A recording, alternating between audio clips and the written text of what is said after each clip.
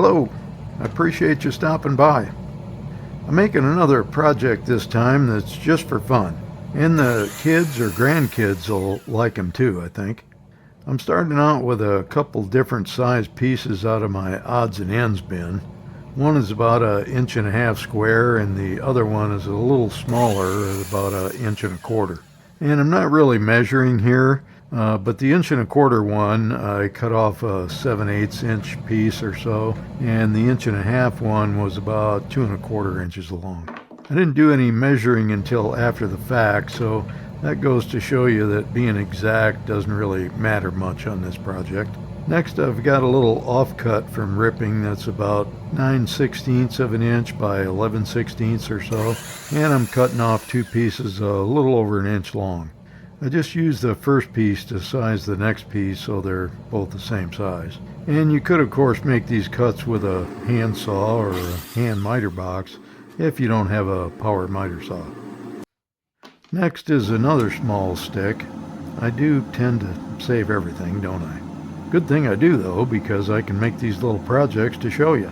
Anyway, this is about 1/2 inch by 7/16 or so, and I'm using the big block I cut to size them, making them about the same length or a little longer, and again sizing the second one to match the first.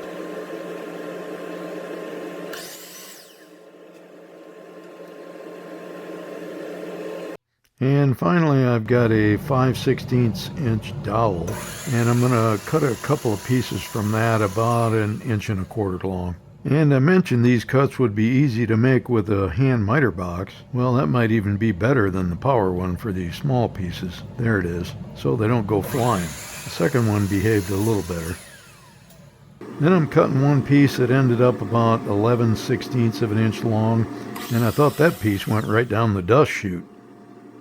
Turned out it just snuck up and over that curved fence there.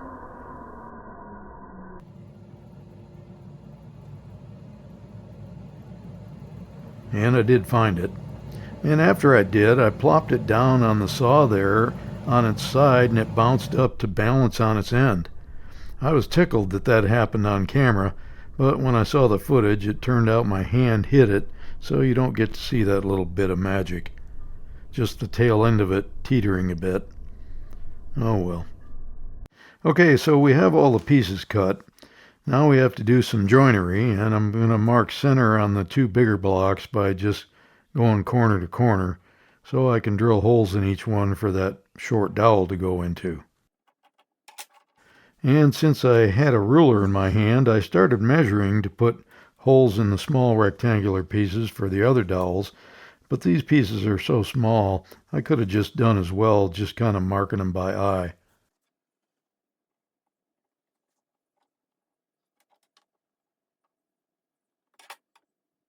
I center punched those to drill on the drill press, and I needed small holes for screws in the other two pieces, and I did just do those by eye.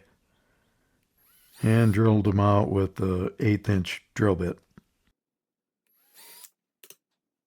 For the pieces I'm drilling for the dowels, I put a piece of blue tape on the bit so I can drill uniform depths in each one, about 1/4 inch deep or so, maybe a bit more. I tried to get these as centered as I could on each one, and I got close, but here again, it's not super critical for this project. So if you don't have a drill press, you could just drill these with a hand drill. For sanding, I did the edges of the two bigger blocks on the belt sander, but most of these little parts I just took all the rough edges down with hand sanding. Trying to power sand small parts isn't always friendly to fingers. With the sanding all done, it's time to put this thing together and show you what all these little bits make. First, I'm going to mark out a couple of spots for screws in the small block and drill pilot holes so I don't split it.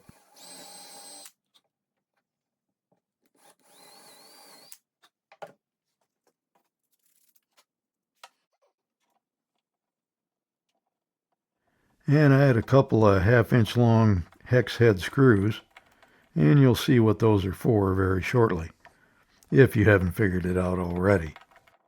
Then we're going to need some glue. If I can get this hardest ever glue bottle to open. There we go. A little dab of glue, insert dowel. Might need a little persuasion. After I got these two pieces together, I realized it needed 2 more holes drilled, so I started to go do that, then thought, well, it's actually better I hadn't done that yet, because I can put these other parts together and use them as reference to make sure I drill those holes in the proper locations.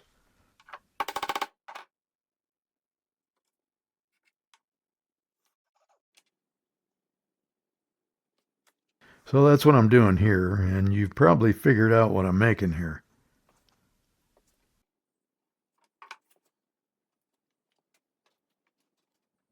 After I get it marked, I take it to the drill press and drill 2 more holes, which I didn't video, but now I can continue with the assembly.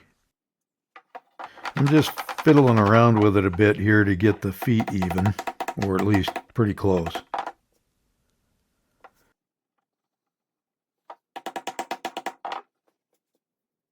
Then time for the last 2 pieces, his arms, and those just get put on with a single screw.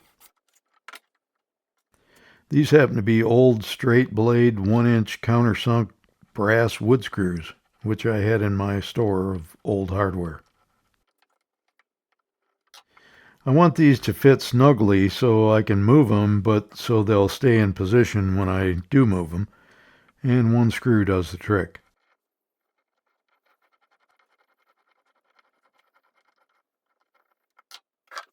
And there he is.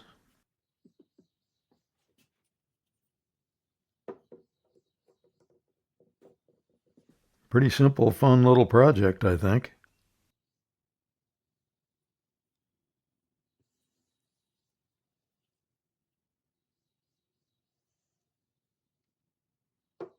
After I got him done, I made another one with a little bit bigger pieces and bigger 7/16 inch dowels, just to show you that you can do these in about any size you want, and exact measurements don't really matter all that much. I used the same size piece to cut both the body and head pieces on this one, and I put a 45-degree chamfer on his feet. I did that just freehand on the belt sander. I also modified his arms a bit to kind of give him hands, or claws, or whatever you want to call them. I drilled holes near the ends and then made a couple cuts with a handsaw to open the ends up, then rounded them over on the disc sander. And then to kind of differentiate the hand from the arm, I just made a slight cut all the way around to sort of give him a wrist. I didn't realize the first guy was standing right in the way here, or I would have asked him to move.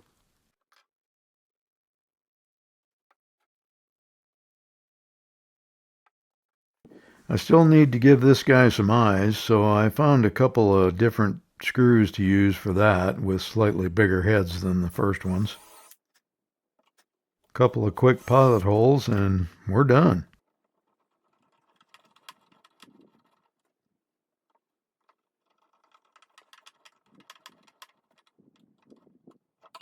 Couple of cute little robots. Definitely not any competition to Boston Dynamics, but pretty fun nonetheless. Took a look at them though, and I thought I could give them one more feature, so with a couple of quick and easy cuts with my trim saw, I gave them each a mouth of sorts. Well, I decided on a little bigger saw for the bigger bot to give him a bigger mouth.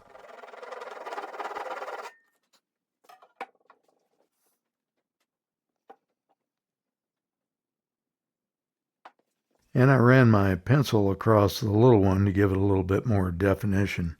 So do you think your young kids or grandkids would like these? I bet they'd get a kick out of them. Might even be a good project to make with them. Get them into the shop and show them what they can do with their own 2 hands. I want to say welcome to all you new subscribers. I appreciate all the likes and comments and hypes and all that good stuff, but mainly I want to say thank you for watching, and I hope you come back again. Well, that's it for this time. And from all three of us, See ya.